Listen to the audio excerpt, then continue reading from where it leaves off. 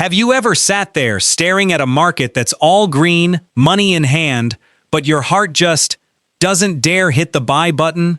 The market is at its peak. Everyone around you is saying, "It's too high already, just wait." And you nod. Put your money into a savings account, comforting yourself, smart move. I'm not someone who buys at the top. But are you actually being smart, or are you just paying a waiting fee without realizing it? Today we'll analyze a rather interesting study together, and its results might make you reconsider your entire investment strategy. Allow me to introduce two characters. Let's call them Wendy and Bridget. Wendy is cautious. She studies charts, reads economic news, and has one unshakable principle: never buy when the market is at its peak. She'll wait for the market to drop at least 10% before putting money in. Sounds very disciplined, right? She's the kind of person friends always ask for investment advice. Bridget is different. She doesn't have time to analyze. She doesn't even bother looking at charts. Whenever she has money, she buys, and as fate would ironically have it, every single time she buys lands exactly on the absolute peak of that year. Not just once, but every single year. If life had an award for the unluckiest investor on the planet, Bridget would deserve the gold trophy. The question is, after 20 to 30 years, who's richer? If you're betting on Wendy, the patient, disciplined one who waits for the right moment, then, sorry to be honest, you might be wrong. The data. When reality shatters intuition. This isn't something I made up to get views. These are results from a study by Archbridge Family Office, analyzing S&P 500 data from 1990 to the present. They compared 3 strategies. Strategy 1. Wait for the market to drop 10% from its peak before buying. Sounds very cool. Strategy 2. Buy right when the market hits its all-time high. Sounds very reckless. Strategy 3. Buy on a random day. Sounds very lazy. The result? Strategy 2. Buying right at the peak delivered the highest average return, even higher than buying on a random day. I know what you're thinking. Wait, are you serious? But it actually makes perfect sense if you understand one thing. The all-time high isn't the ending point. It's usually the midpoint of a growth cycle. The market hits a peak not because it's about to collapse, but usually because the economy is healthy, businesses are profitable, and cash flow is strong. And in that environment, today's peak could very well just be tomorrow's support zone. And what about Wendy? She sits waiting for a 10% drop, but the market doesn't bother dropping. It just keeps rising, month after month.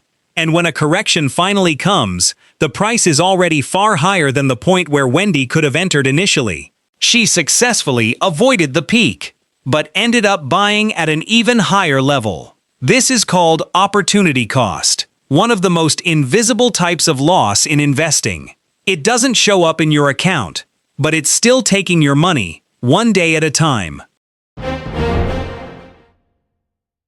The psychology. Why do we keep hesitating? The problem isn't in the analysis. The problem is in the brain. We humans are programmed to fear loss more than we desire gain. Psychologists call this loss aversion, the fear of losing. Specifically, the pain of losing $1,000 feels twice as strong as the joy of earning $1,000. So, when the market is at its peak, your brain doesn't think, "Here's an opportunity." It thinks, "Danger zone." Buying now means buying expensive. What if it drops? I'll look so foolish. And so you wait. Wait just a little longer.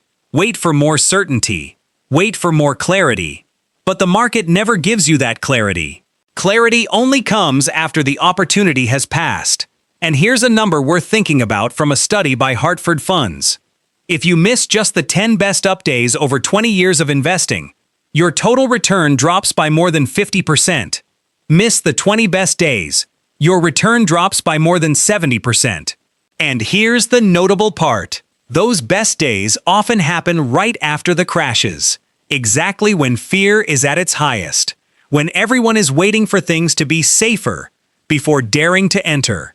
meaning those who wait for better conditions usually miss precisely the most important days.